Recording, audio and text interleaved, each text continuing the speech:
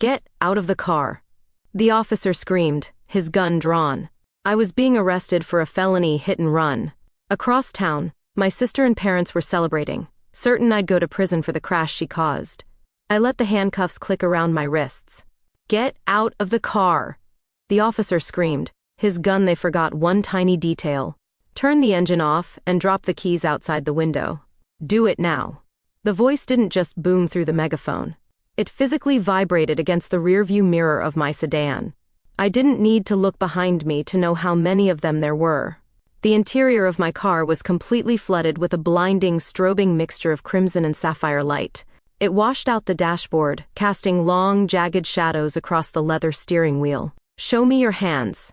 Keep them where I can see them." I slowly lifted my hands, pressing my palms flat against the cold glass of the windshield. My pulse was steady. I didn't feel the frantic, suffocating spike of adrenaline that usually accompanies a high-risk felony traffic stop.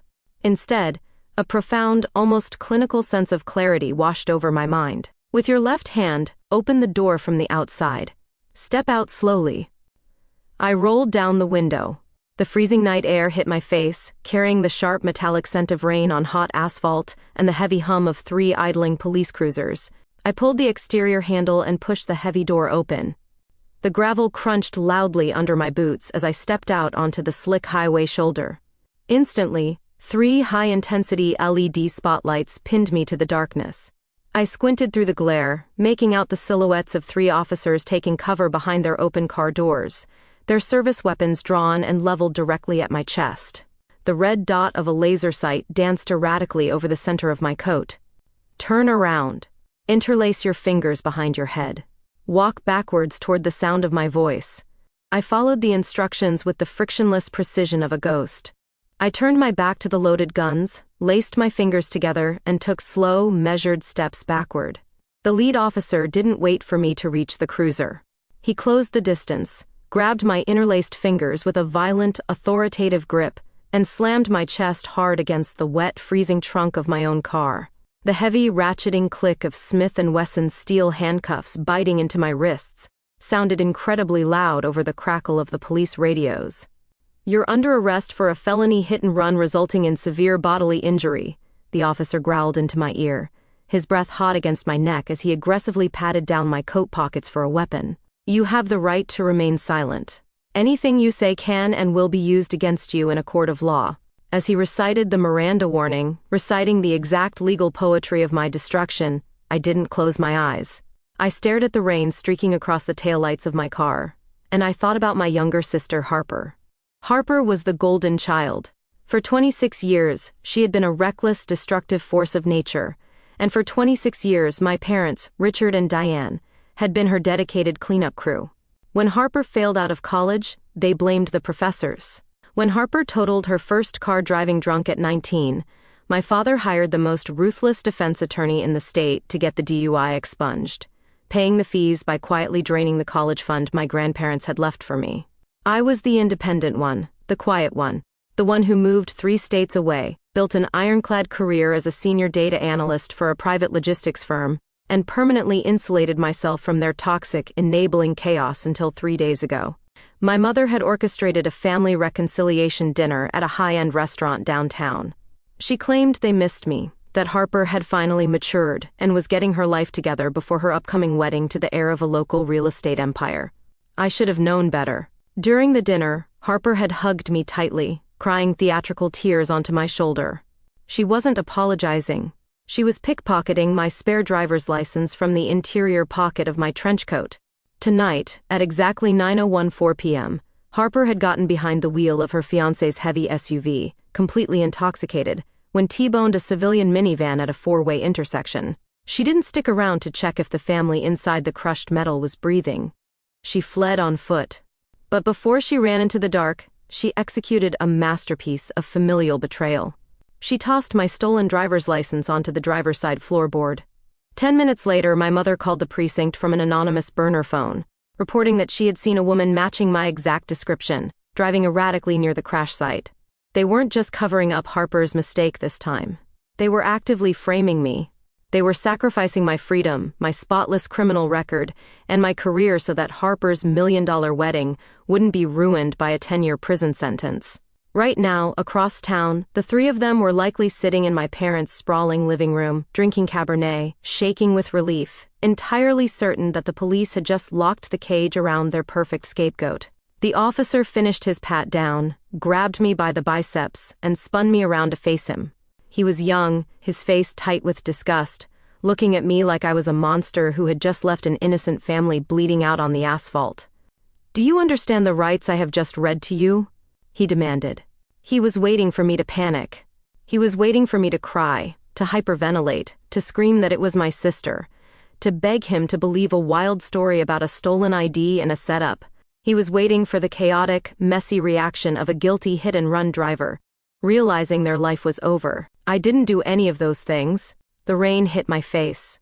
The red and blue lights painted the wet pavement in violent, flashing colors. And standing there, in the freezing cold, securely handcuffed at gunpoint, facing a 10-year mandatory minimum sentence, I smiled. It wasn't a crazy smile. It was the terrifying, quiet smile of a chess player who just watched their opponent confidently walk their king right onto a landmine. Because my family had spent days meticulously crafting a flawless physical frame job, but they were deeply, incredibly ignorant about the exact nature of what a senior data analyst actually does for a living. The molded, hard plastic back seat of the police cruiser was specifically engineered for maximum physical discomfort. With my hands tightly cuffed behind my back, every pothole and sharp turn on the 20-minute ride to the precinct sent a rigid, bruising shockwave up my spine. I didn't shift. I didn't complain about the cuffs cutting off the circulation to my wrists. I stared out the wire mesh window, watching the blurred neon signs of the city bleed through the raindrops, streaking across the glass. In a bizarre, almost terrifying way, my mind felt like a perfectly calibrated machine. The initial shock of the betrayal had entirely evaporated, replaced by a cold, surgical hyperfocus. My parents and Harper had orchestrated a physical frame job, relying on the blunt force mechanics of the criminal justice system to crush me before I could speak. They assumed the police would arrest me, lock me in a holding cell for the weekend, and by Monday morning, a public defender would be pressuring me to take a plea deal. They fundamentally misunderstood the battlefield. They thought this was a game of physical evidence. They didn't realize that in the modern world, physical evidence is nothing but a shadow cast by digital architecture. And I was the architect. The cruiser violently lurched to a halt inside the subterranean parking garage of the central precinct. The heavy door was yanked open, and the arresting officer hauled me out by the bicep. The transition from the freezing night air to the suffocating, heavily air-conditioned atmosphere of the precinct was jarring. The air smelled of stale coffee, industrial floor bleach, and the sharp metallic tang of adrenaline and sweat. I was marched through the chaotic bullpen. Phones were ringing off the hook, keyboards were clattering, and uniformed officers were shouting over the din. None of them looked at me with curiosity. To them, where I wasn't a complex human being with a story, I was a file number. I was the monster who had T-boned a family minivan, shattered a civilian's collarbone, and cowardly fled the scene into the dark. I could feel the hostility radiating from the desks as I was paraded past them. They didn't put me in a general holding cell. Because the hit and run involved severe bodily injury, it was a high-priority felony. They walked me straight into the Violent Crimes Division and shoved me into Interrogation Room B. The room was a textbook example of psychological deprivation. It was a claustrophobic, windowless concrete box painted in a nauseating institutional shade of off-white. A single violently bright fluorescent tube buzzed angrily overhead. In the center of the room was a bolted-down steel table with two heavily scuffed aluminum chairs. One entire wall was dominated by a massive, perfectly clean two-way mirror. The officer pushed me into the chair furthest from the door. He unhooked my handcuffs, only to immediately recuff my right wrist to a heavy iron ring welded directly to the center of the steel table. "Sit tight," he muttered, not making eye contact. The heavy metal door slammed shut behind him. The deadbolt engaged with a loud, final clack. Then the waiting game began. This is standard police procedure. It's designed to let the isolation and the ticking clock erode the suspect's sanity. They leave you alone in the freezing room so your imagination can torture you with visions of a prison sentence, breaking your psychological defenses before the detective even walks through the door. But I didn't panic. I didn't cry. And I didn't stare anxiously at the two-way mirror. I sat perfectly still, regulating my breathing, dropping my resting heart rate back to a baseline of 60 beats per minute. I mentally mapped out the exact network architecture of the local cellular towers, the GPS refresh rates of modern luxury SUVs, and the biometric syncing protocols of my personal devices. I was building the gallows for my family, line by line of code in my head. 45 minutes later, the deadbolt snapped open. A man in a cheap, rumpled gray suit walked in, carrying a thick manila folder and a styrofoam cup of black coffee. He had dark circles under his eyes, and the exhausted, cynical posture of a man who had spent 20 years listening to guilty people lie to his face. He didn't introduce himself. He pulled out the chair opposite me, the metal legs screeching harshly against the linoleum floor, and sat down. He tossed the manila folder onto the center of the table. "I'm Detective Vance," he said, his voice a low, gravelly monotone. He took a slow sip of his coffee, his eyes fixed on me, like a predator assessing a wounded animal. "You want to tell me why you're sitting in my precinct tonight, Maya?" "I imagine you're going to tell me, Detective," I replied, my voice completely level, stripped of any emotion or tremor. Vance's jaw tightened. He didn't like the absolute lack of fear in my eyes. It broke the script he was used to. He flipped the manila folder open. At 9:04 p.m. tonight, a black luxury SUV blew through a red light at the intersection of 4th and Elm, Vance stated, leaning forward, invading my physical space. It T-boned a Honda Odyssey carrying a family of 4. The mother is currently in surgery with a punctured lung. The driver of the SUV didn't even tap the brakes. They hit the gas, drove 2 blocks until the radiator blew, and then abandoned the vehicle, fleeing on foot into the residential alleys. He reached into the folder and pulled out a heavy plastic evidence bag. He slapped it down onto the steel table right in front of me. Inside the bag was my state-issued driver's license. "The responding officers found this resting on the driver's side floorboard," Vance said, his voice dropping into a harsh, accusatory whisper. 10 minutes later, we received an anonymous 911 call from a concerned citizen who saw a woman, matching your exact description, sprinting away from the crash site. We ran the plates on the SUV. It's registered to a local real estate firm, the exact same firm your sister's fiancé owns. Your family connection to the vehicle is undeniable." Vance leaned back in his chair, crossing his arms. He had laid out the trap. Now he was waiting for me to step into it. "We have your ID. We have an eyewitness. We have the vehicle," Vance continued, shifting into the sympathetic cop routine. "I know how it happens, Maya. You had a few too many drinks. You made a mistake. You panicked. If you confess right now, if you show remorse, the district attorney might drop the maximum sentence. If you lie to me and make me hunt down the street camera footage to prove it, I will personally make sure you serve the full 10 years for almost killing that family." He stopped talking. The room went dead silent, except for the angry buzzing of the fluorescent light above us. He expected me to demand a lawyer. He expected me to scream that my sister stole the ID. He expected a messy, chaotic defense that he could easily tear apart. I looked at the evidence bag containing my driver's license. Then I slowly raised my eyes and locked onto Vance's gaze with a level of cold, clinical detachment that made him physically flinch. "That is a beautifully constructed narrative, Detective Vance," I said softly, the silence of the room amplifying every single syllable. "It's compelling. It's neat. But structurally, it is a catastrophic failure. You don't have a hit-and-run case sitting in front of you. You have a massive, coordinated conspiracy to commit perjury, frame an innocent civilian, and obstruct a federal investigation," Vance scoffed, shaking his head. "Save the conspiracy theories for your public defender." "I don't need a public defender."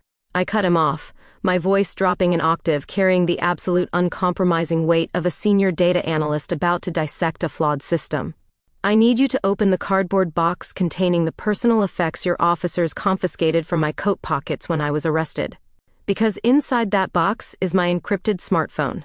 And the second you hand it to me, I am going to give you the exact GPS coordinates, the biometric heart rate data, and the real-time cellular triangulation of the 3 felons who actually orchestrated that crash." Detective Vance didn't laugh. He didn't slam his hands on the table. He just stared at me, the styrofoam coffee cup frozen halfway to his mouth. The heavy, cynical superiority that he had walked into the room with was suddenly suspended, entirely paralyzed by the absolute lack of fear in my posture. In his 20 years on the force, he had interrogated murderers, gang enforcers, and white-collar embezzlers. They all had a tell, a twitch of the jaw, a slight tremor in the voice, a desperate need to over-explain. I wasn't giving him a defense. I was giving him a hostile takeover. You think I'm going to hand a felony suspect their unsearched, unwarranted personal device in the middle of a homicide-adjacent interrogation? Vance asked, his voice dropping into a dangerous, gravelly register. He set the coffee down. I think you are a pragmatist detective, I replied, the fluorescent light buzzing angrily above us, casting sharp clinical shadows across the steel table. And you have a severely injured mother in the ICU, a destroyed civilian vehicle, and a district attorney who is going to want a watertight conviction by sunrise. You can either spend the next 6 months subpoenaing Apple, fighting my lawyers for cloud decryption keys, and praying your circumstantial eyewitness holds up in cross-examination. Or, you can unlock my right hand, hand me the plastic bin sitting in your evidence locker, and let me solve your case in the next 4 minutes. Vance looked at the two-way mirror. I knew exactly what he was doing. He was silently consulting the unseen commanding officer, standing in the dark observation room on the other side of the glass. The silence stretched. 10 seconds. 20 seconds. The tension in the claustrophobic concrete box was thick enough to suffocate on. Finally, Vance pushed his chair back. The metal leg shrieked violently against the linoleum. He didn't say a word. He walked to the heavy iron door, knocked twice, and waited for the deadbolt to disengage. He stepped out. 2 minutes later, he returned. He was carrying a clear, hard plastic evidence bin. Inside it was my trench coat, my keys, my wallet, and my matte black, enterprise-grade smartphone. He set the bin on the table, pulled a small silver key from his belt, and unlocked the heavy Smith & Wesson cuff binding my right wrist to the table ring. I am watching your screen, Vance warned, pulling his chair so close that our knees almost touched. You don't open a messaging app. You don't make a call.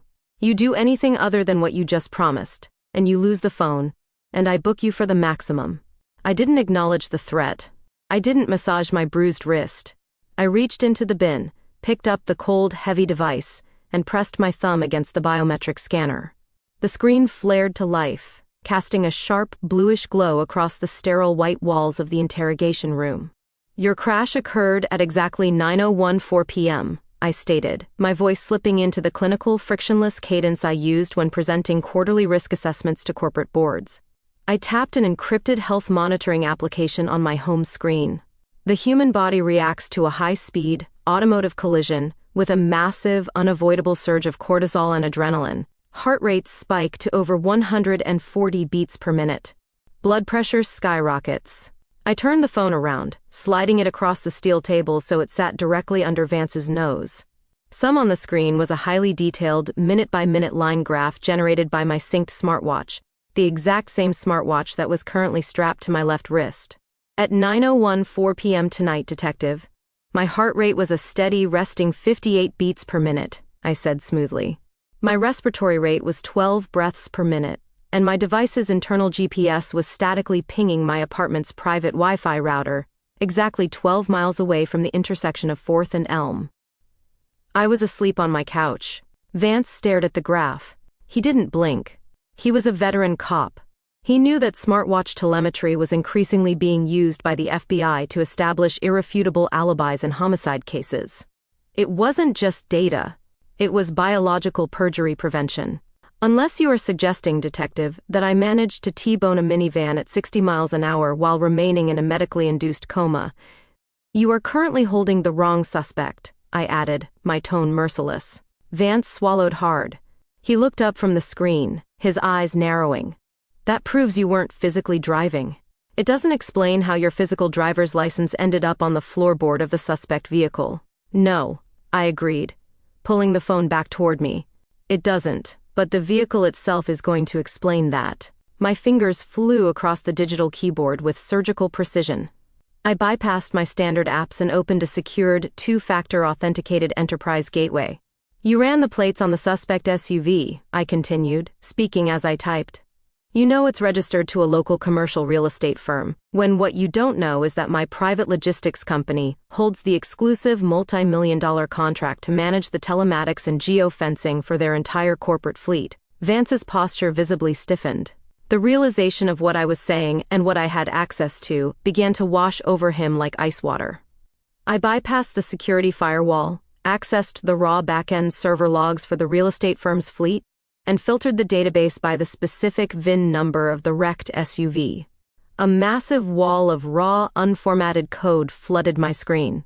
Modern luxury SUVs are not just cars, detective. They are rolling 3-ton data servers, I explained, translating the raw code into a clean, readable dashboard interface. I turned the phone back to him. At exactly 913 and 42 seconds, the vehicle's onboard computer registered a catastrophic, hard-to-braking event. 2 seconds later, the frontal airbag deployment sensor triggered. But I don't care about the collision telemetry. I care about the primary cabin sensors. I tapped a specific line of code, highlighted in yellow. To prevent airbags from deploying and killing children, the passenger and driver seats are equipped with highly calibrated weight sensors, I said, leaning over the table, my voice dropping into an icy absolute whisper. At the moment of impact, the driver's seat weight sensor registered exactly 115 pounds of kinetic mass. I am 5'9", detective, and I weigh 142 pounds. But my younger sister, Harper, who is currently engaged to the heir of the real estate firm that owns that exact truck, or is 5'2" and weighs exactly 115 pounds. Vance completely stopped moving. The styrofoam cup of coffee in his hand crinkled slightly under his tightening grip. His career-making felony case was disintegrating right in front of his eyes, replaced by something much darker and far more complex. She stole my ID 3 days ago at a family dinner, I said, delivering the final blow with ruthless precision. She drove drunk, she crushed that family, and she planted my license to save her upcoming wedding.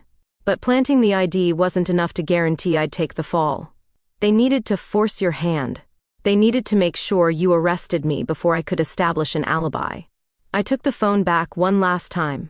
You mentioned you received an anonymous 911 call from a concerned citizen 10 minutes after the crash, I said, my fingers flying across the screen, accessing a completely different set of data architectures. Let's find out exactly where that concerned citizen was sitting when they decided to ruin my life, shall we?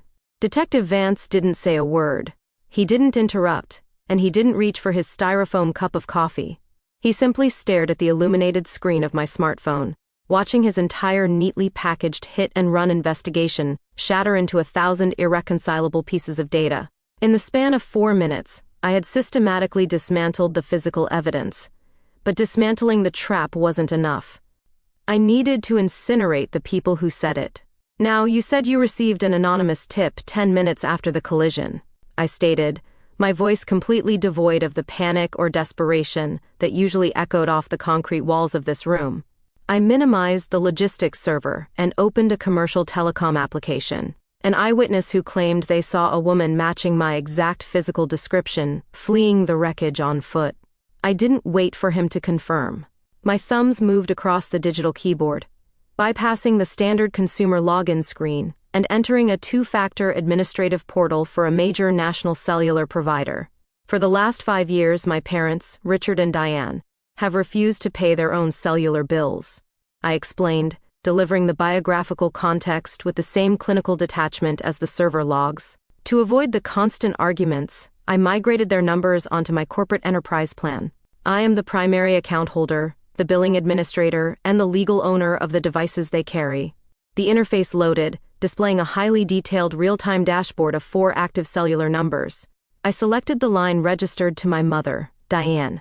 Under the Patriot Act and standard telecommunications compliance, all enterprise accounts log exact timestamp data, duration, and the receiving numbers of outgoing calls directly to the master server, I said. I filtered the daily call log, isolating the data from 9 p.m. to 9:30 p.m. I turned the phone back toward Vance, pushing it precisely to the center of the steel table. Look at the 3rd line down, detective, I instructed softly. Vance leaned over the table, his eyes narrowing as he read the glowing text, and his jaw visibly tightened, the muscles in his neck strained against his rumpled collar.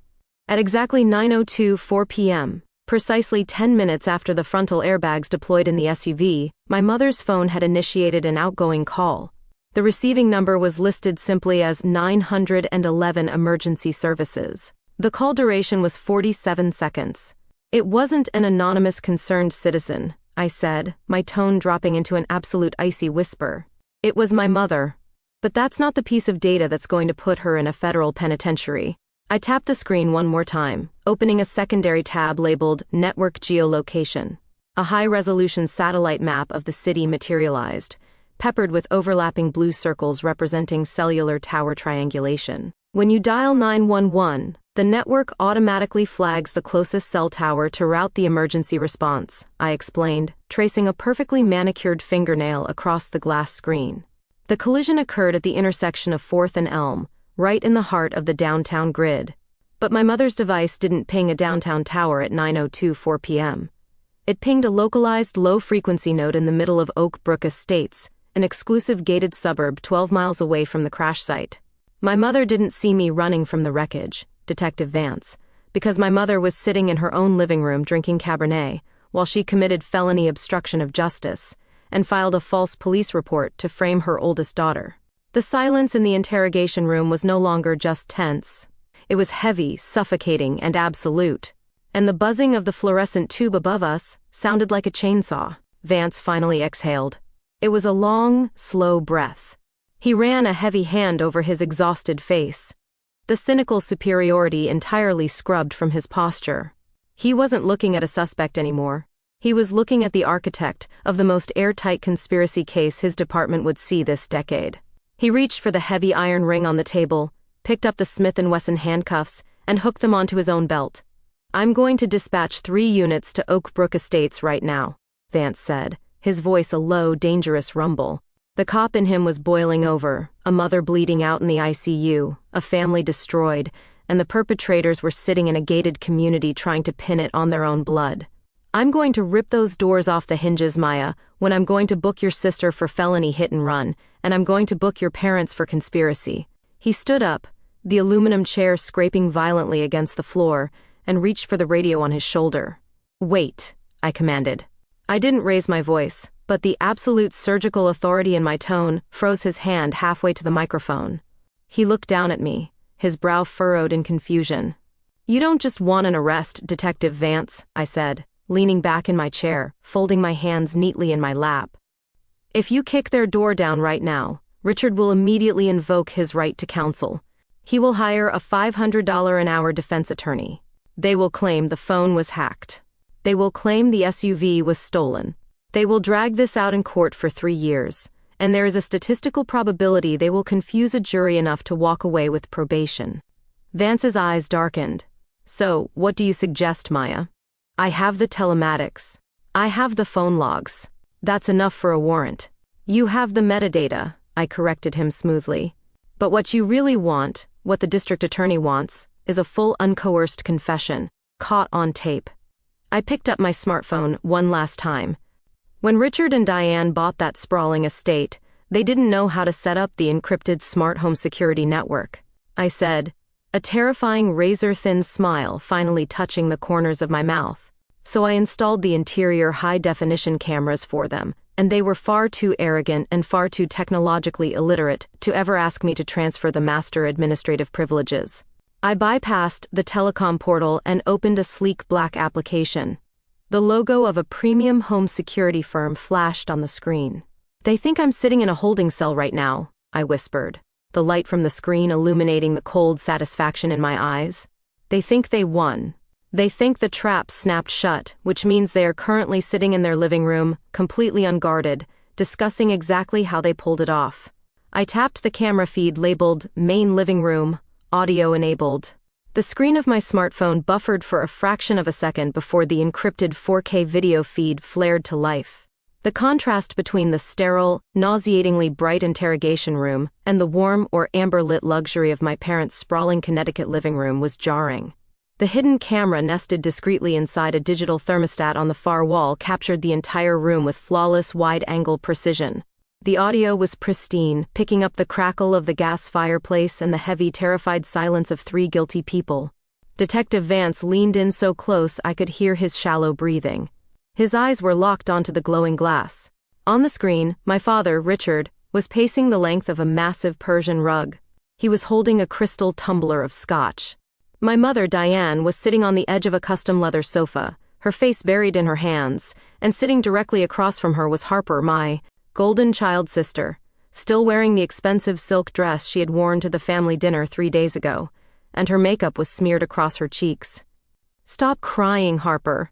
Just stop," Richard snapped, his voice echoing cleanly through the phone's speaker. "It's done. The police have the ID, they have Diane's phone call. It's a closed loop. What if Maya tells them?" Harper sobbed, her voice a pathetic, trembling whine. She pulled her knees to her chest. What if she demands a lawyer? What if she proves she wasn't in the SUV? She was sleeping in her apartment. "Harper," Diane practically shouted, dropping her hands from her face. "She lives alone. She has no witnesses. It's her physical ID at the scene of a catastrophic wreck against her word. The police don't care about a data analyst claiming she was in bed. They care about physical evidence. By Monday morning, Hana public defender will force her to take a plea deal." Vance's jaw visibly clenched, the muscles in his neck strained against his collar. He was watching 3 wealthy, arrogant civilians casually narrate the exact mechanics of a federal conspiracy, completely unaware that the lead detective on the case was watching them live. "I had to use her license, Dad," Harper whispered, staring blankly at the fireplace. "If I get arrested for a felony DUI, the wedding is off. The Brooks family will cancel the engagement immediately. I'd lose everything."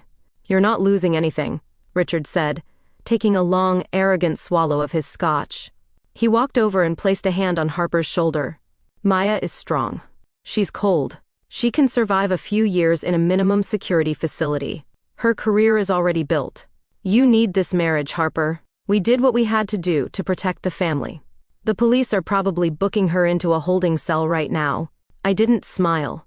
I didn't look at Vance for validation. I just watched the screen with the absolute freezing detachment of an executioner watching the trapdoor release. Vance didn't say a single word.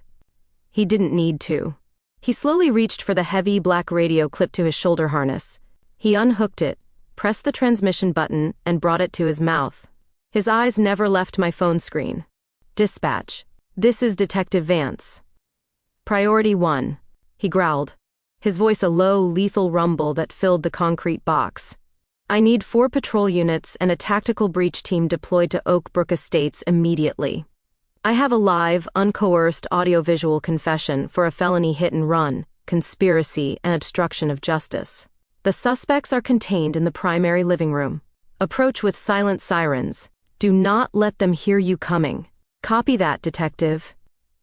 The radio crackled back. "Units rolling." Vance lowered the radio.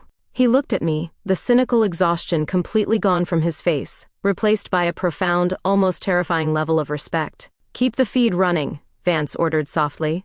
We sat in absolute silence for exactly 14 minutes. We watched Richard pour another drink. We watched Diane convince herself that sacrificing her eldest daughter was a necessary collateral damage for their social standing. We watched Harper stop crying and start scrolling through her wedding Pinterest board, the guilt completely evaporating from her sociopathic mind. Then, the ambient lighting on the video feed suddenly shifted. Through the massive floor-to-ceiling windows of their living room, violent strobing flashes of red and blue light began to paint the walls.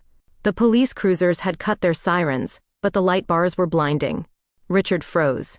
His scotch glass stopped halfway to his mouth. Diane stood up so fast she knocked over a side table. Harper dropped her phone onto the rug. "Richard," Diane whispered, her voice picked up flawlessly by the hidden microphone. "Richard, what is that?" "Nobody move," Richard commanded, his boardroom authority instantly shattering into pure, unadulterated panic. They didn't have time to move. They didn't have time to craft a lie, call a lawyer, or delete a single text message. The heavy, custom mahogany front door of the estate didn't just open when it exploded inward with a deafening, splintering crash. "Police! Search warrant! Show me your hands!" 6 heavily armed officers flooded into the living room feed, their tactical flashlights cutting through the amber glow. Harper let out a blood-curdling, hysterical scream as an officer grabbed her by the arm and slammed her face first into the custom leather sofa, ratcheting heavy steel cuffs around her wrists. "Get on the ground, do it now," an officer roared at Richard. My father, the man who had spent 30 years controlling every narrative and buying his way out of every consequence, didn't argue. He dropped to his knees, his hands trembling violently above his head, his face completely drained of blood. Diane was sobbing uncontrollably as an officer read her Miranda rights, the exact same rights I'd listened to on the freezing highway less than 2 hours ago. Vance exhaled a long, heavy breath. He reached across the steel table, took the small silver key from his pocket, and unlocked the iron cuff binding my right wrist. The heavy metal fell away with a clatter. "You're free to go, Maya," Vance said softly, standing up from the table. "I'll have an officer drive you back to your vehicle, and I will personally ensure your arrest record is expunged before sunrise." I picked up my smartphone, watching the live feed of my sister being dragged out of the house by her hair. I slipped the phone into my coat pocket. "Thank you, Detective," I said. I walked out of the interrogation room, leaving the door wide open behind me. 6 months later, the mother in the Honda Odyssey made a full recovery. Because the police had secured a flawless, recorded confession, my family's expensive defense attorneys were entirely useless. Harper was sentenced to a mandatory 8 years in a state penitentiary for felony hit and run resulting in severe bodily injury. The Brooks family canceled the wedding the morning after the arrest, publicly distancing themselves from the scandal. My parents didn't escape the blast radius. Richard and Diane were both convicted of federal obstruction of justice and conspiracy to commit perjury. To pay for their catastrophic legal fees, they were forced to liquidate the Oakbrook estate, their luxury vehicles, and Richard's retirement portfolios. They avoided prison time, but they were permanently bankrupted, forced to move into a tiny, rundown rental property in a neighboring state, where they tried to call me from a prepaid burner phone a few weeks after the trial, likely to beg for financial assistance or a shred of forgiveness. I didn't answer. I simply opened my corporate telecom portal, located the burner phone's exact geolocation, and permanently blacklisted the IMEI number from every cellular network on the eastern seaboard. Meanwhile, my logistics firm promoted me to Director of Data Architecture, complete with a corner office and a salary that guaranteed I would never have to look back. If your own parents and sister conspired to frame you for a felony to protect their social standing, would you have warned them that you had the data to prove your innocence? Or would you have sat in that interrogation room and watched the SWAT team kick their door down live on camera like I did? Well, let me know exactly how you would handle this betrayal in the comments below. If you love this story of absolute clinical justice, drop a like, subscribe to the channel, and I'll see you in the next video.